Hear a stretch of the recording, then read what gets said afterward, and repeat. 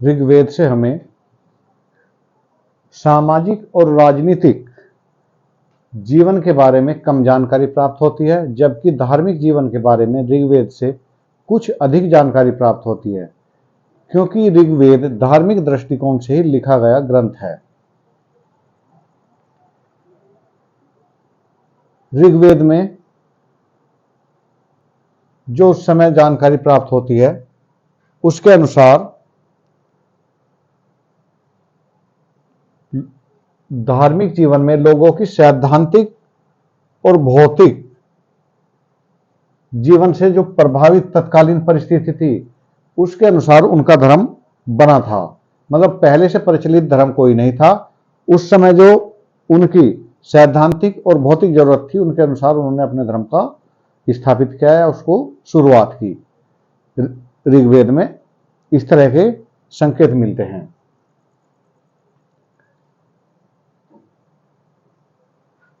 उनके जो भी उस समय की भौतिक आवश्यकताएं थी, जो देवता थे प्राकृतिक शक्तियों से लड़ रहे थे, भारत में अपना राज्य स्थापित कर रहे थे, इन सब को देखते हुए उन्हें जिस प्रकार के देवताओं की आवश्यकता हुई उस प्रकार के देवताओं की उन्होंने उत्पत्ति की या कल्पना की और उन देवताओं की ही पूजा प्रारंभ कर दी। इस प्रकार ऋग्वेद में बहुदेववाद का उल्लेख मिलता है। बहुदेववाद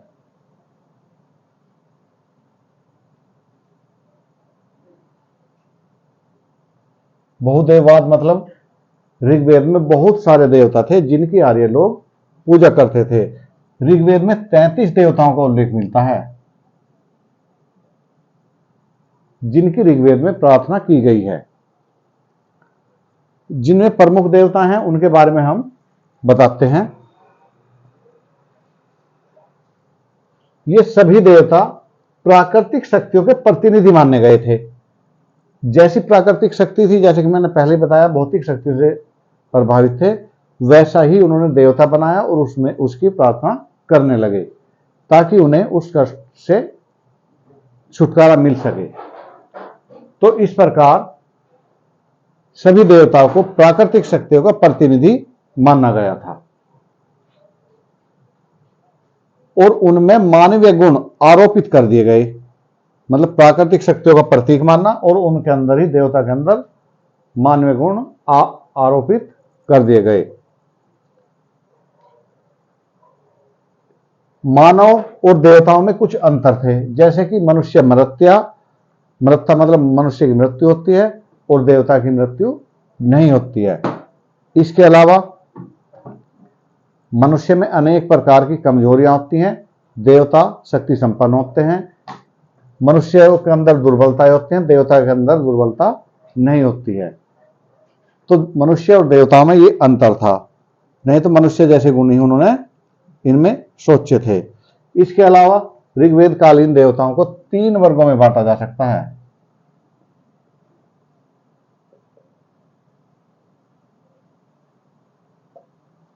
नंबर 1, नंबर 2, नंबर 3। नंबर 1 है आकाशीय देवता।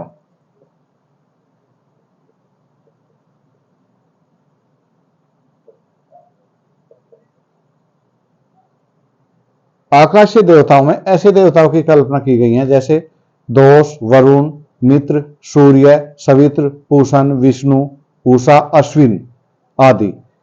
इन देवताओं को आकाशीय देवता माना गया है। नंबर 2 पे है अंतरिक्ष के देवता।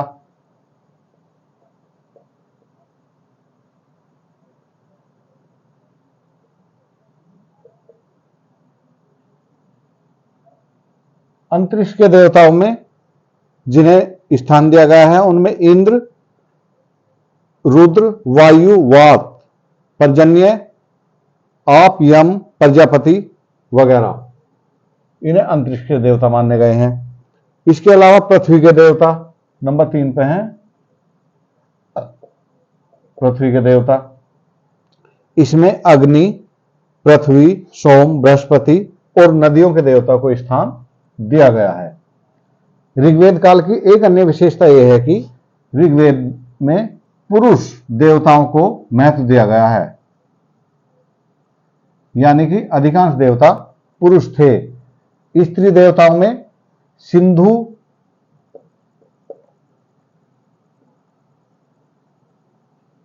नदी को देवी के रूप में माना गया है। जंगल की देवी आख्यानी, इसको स्थान दिया गया है। वाग्देवी सरस्वती,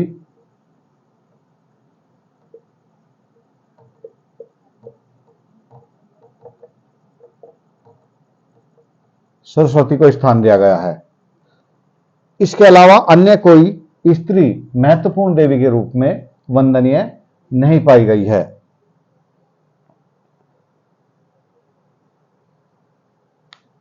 इनमें भी सबसे महत्वपूर्ण देवता इंद्र हैं।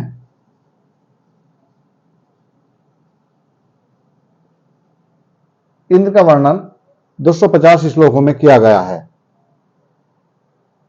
इंद्र आर्यों के प्रिय देवता थे। इसका जो प्रमुख कारण था, इंद्र आर्यों को युद्ध में विजय दिलाते थे। ये युद्ध के देवता थे और इनकी जो उपनाम था पुरंदर था, यानी कि पुरों को जीतने वाले या किलों को जीतने वाले। इसके अलावा ये बादलों को रोककर वर्षा कराते थे, तो ये वर्षा के देवता भी थे इंद्र। दूसरा स्थान वरुण का था। वरुण का भी ऋग्वेद में महत्वपूर्ण स्थान था। ये आकाश, पृथ्वी और सूर्य के निर्माता कहे गए हैं। यानी कि आकाश, पृथ्वी और सूर्य, इन सब के निर्माता, तो यानी कि सर्वोच्च देवता माने गए हैं। ऋग्वेद की एक विशेषता यह भी है कि वे जिस देवता की, ऋषि लोग जिस देवता की पूजा करते थे, उसी के अंदर सारे गुण आरोपित कर दिए जाते थे। ये एक महत्वपूर्ण बात है। इस बात को और बाद में भी दिखाएगा, परंतु ये यहां मैं इसलिए बता रहा हूं क्योंकि वरुण में जो पृथ्वी, आकाश, वायु सभी के जो सृष्टिकर्ता माने गए हैं, वे माने गए हैं। उसका कारण यही है। वायु इनकी श्वास मानी गई है और सूर्य नेत्र माना गया है, और ये सूर्य रूपी नेत्र से पृथ्वी पर सबको देखते हैं, और जो नियमित रूप से, मतलब नैतिक रूप से सही आचरण नहीं करते हैं, उन्हें दंडित करते हैं। तो ये वरुण का स्थान था। जगत, इनका संबंध ऋत से भी था, जो आगे बताया जाएगा। ऋत की अवधारणा भी महत्वपूर्ण अवधारणा है ऋग्वेद की। और एक महत्वपूर्ण बात यह है कि ये जल के देवता भी थे, जो सबसे महत्वपूर्ण है, जल के देवता। इनके बारे में हम देखते हैं कि उत्तर वैदिक काल में ये इनका महत्व घट जाता है और ये केवल जल के देवता रह जाते हैं। ये बात मैंने केवल यहां इसलिए बताई है, ये केवल जल के देवता रह जाते हैं।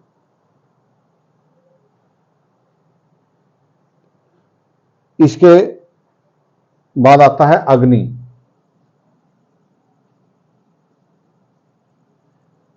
अग्नि का भी आर्यों के जीवन में विशेष महत्व था। इसका यह कारण था कि आर्य लोग जो पूजा या प्रार्थना करते थे, वो यज्ञों के द्वारा करते थे।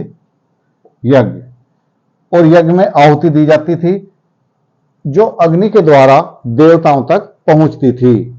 इसलिए अग्नि का विशेष महत्व था। इसके अलावा रोजाना के जीवन में, रोजमर्रा के जीवन में अग्नि से भोजन बनाया जाता था। इसके अलावा जब मनुष्य की अंत्येष्टि होती थी, उसमें भी अग्नि का विशेष महत्व था। अंत्येष्टि में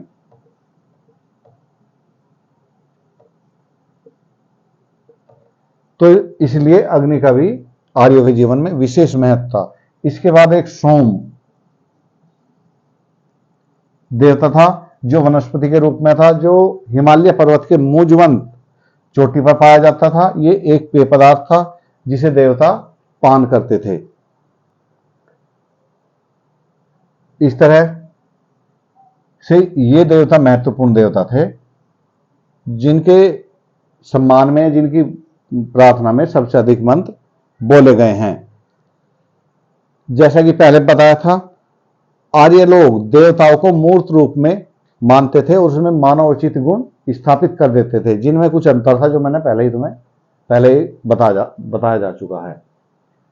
इसके अलावा सभी देवताओं का रूप मंगलकारी था, यानी कि ऋग्वेद में जितने भी देवता हैं सब मंगलकारी हैं।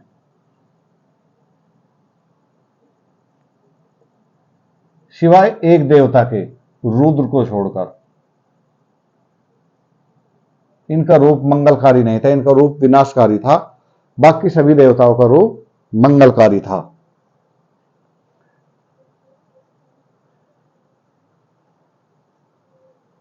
इसमें एक प्रश्न यह होता है कि सर्वप्रधान देवता कौन सा था, सर्वप्रमुख देवता कौन सा था।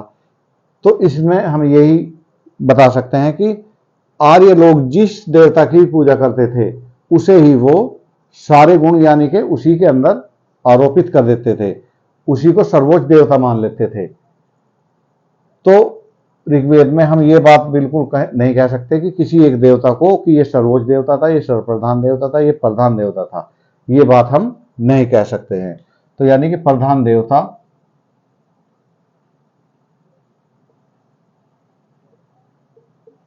उस समय कोई नहीं था।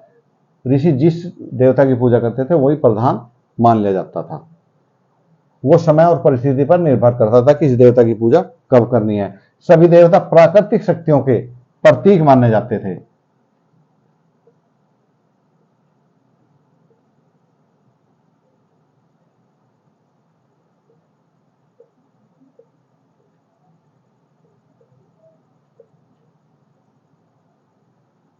सभी देवता प्राकृतिक शक्तियों के प्रतीक माने जाते थे वो किसी न किसी रूप में।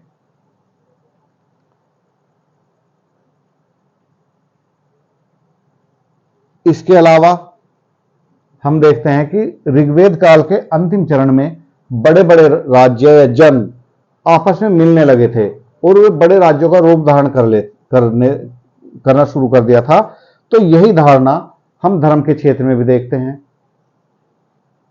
ऋग्वेद के अंतिम चरण में कई देवताओं को मिलाकर एक देवता की परिकल्पना की जाने लगी थी, जैसे कि ध पृथ्वी को मिलाकर, यानी कि पृथ्वी और आकाश को मिलाकर एक देवता बना दिया गया था। उषा रात्रि को मिलाकर एक देवता बना दिया गया था। वरुण मित्र को मिलाकर एक देवता बनाया जा रहा था। तो इस तरह से जैसे जैसे छोटे छोटे जन मिलकर बड़े साम्राज्य बना रहे थे, तो धर्म के क्षेत्र में यानी कि धार्मिक क्षेत्र में भी इसी तरह की प्रवृत्ति चली आ रही थी, बल पकड़ रही थी।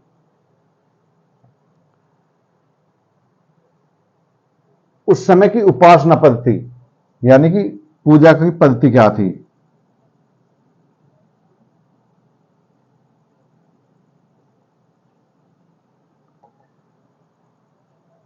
ऋग्वेद काल में उपासना पद्धति एकमात्र यज्ञ थी। यज्ञ में आहुति द्वारा देवताओं को प्रसन्न किया जाता था। आहुति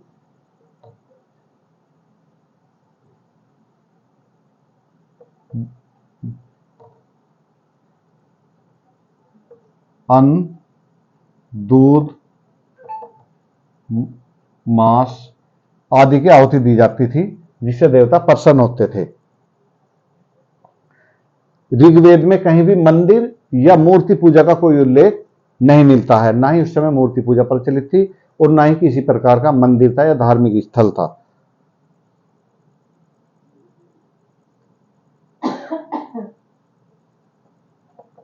स्थल मूर्ति पूजा।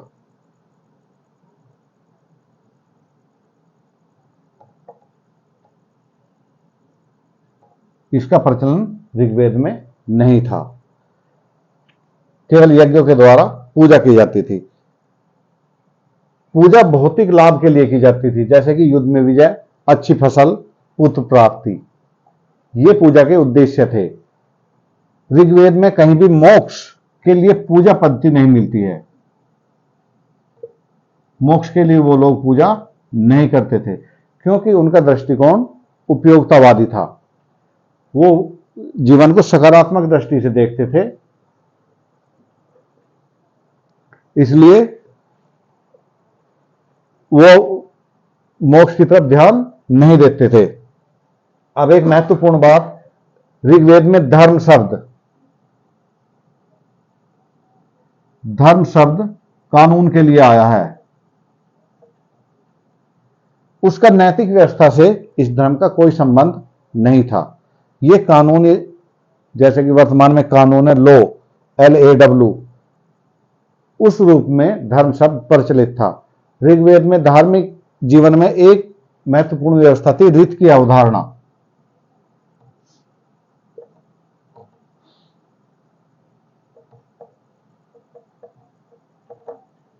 यह ऋग्वेद काल की बहुत महत्वपूर्ण अवधारणा थी, जिसके बारे में ऋग्वेद में बहुत विस्तार से लिखा गया है। ऋग्वेद में सभी देवताओं के संबंध में ऋत,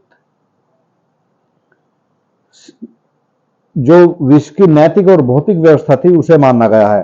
ऋत का अर्थ है सत्य और अविनाशी सत्ता, यानी कि जो सत्य हो और जिसका कभी नाश ना हो सके। ऋग्वेद में इसकी बड़ी ही सुंदर कल्पना मिलती है। ऋग्वेद में यह बताया गया है कि सृष्टि के आदि में सर्वप्रथम ऋत की उत्पत्ति हुई थी, यानी कि सबसे पहले कुछ नहीं बना था, सबसे पहले ऋत की उत्पत्ति हुई थी। ऋत की उत्पत्ति जो विश्व में सुव्यवस्था और प्रतिष्ठा स्थापित करने के लिए हुई थी, यानी कि विश्व में जो नैतिकता का पालन है वो ऋत के द्वारा किया जाता था, यह ऋत का पर्याय था। यह विश्व व्यवस्था का नियामक है। देवताओं को ऋत के स्वरूप माना गया है या ऋत से उत्पन्न बताया गया है। वे अपनी दैवी शक्तियों के द्वारा ऋत की रक्षा करते हैं, यानी कि देवता अपनी, उनके अंदर जो दैवी शक्तियां हैं उससे ऋत की रक्षा करते हैं।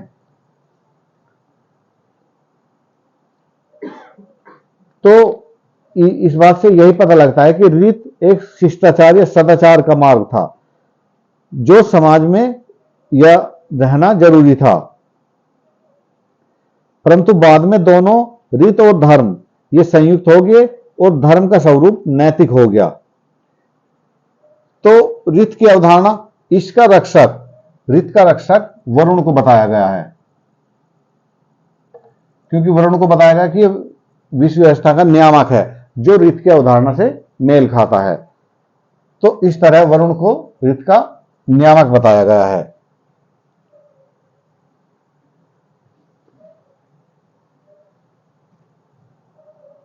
जैसे कि अभी बताया, ऋग्वेद के अंतिम चरण में बहुदेववाद का स्थान एकेश्वरवाद,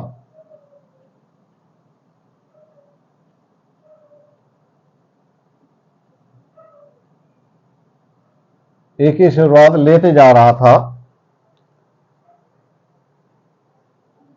यानी कि बहुत सारे देवताओं को एक बना होते जा रहे थे। इसी प्रकार उस समय निर्गुण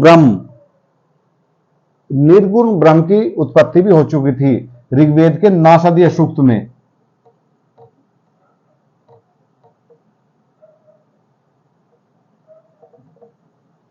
सूक्त में निर्गुण ब्रह्म की कल्पना की गई है।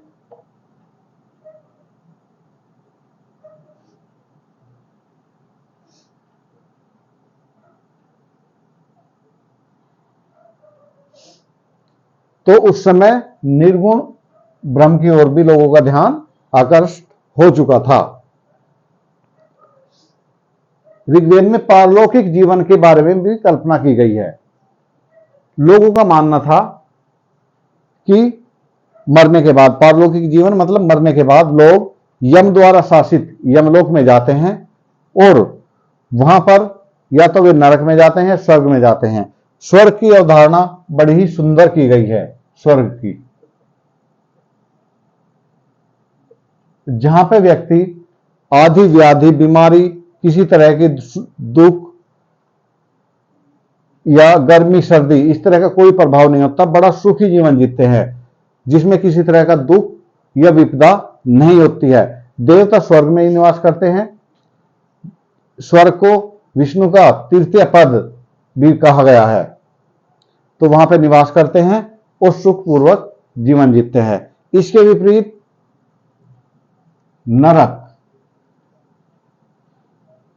नरक में पापी लोग जाते हैं जो समाज में नैतिकता का पालन नहीं करते हैं, गलत कार्य करते हैं। और नरक के जीवन एक सजा के समान होता है जो स्वर्ग के विपरीत होता है। वहां पे मनुष्य की आत्माओं को तरह तरह के कष्ट भोगने होते हैं जो उसके पापों का प्रायश्चित माना जाता है।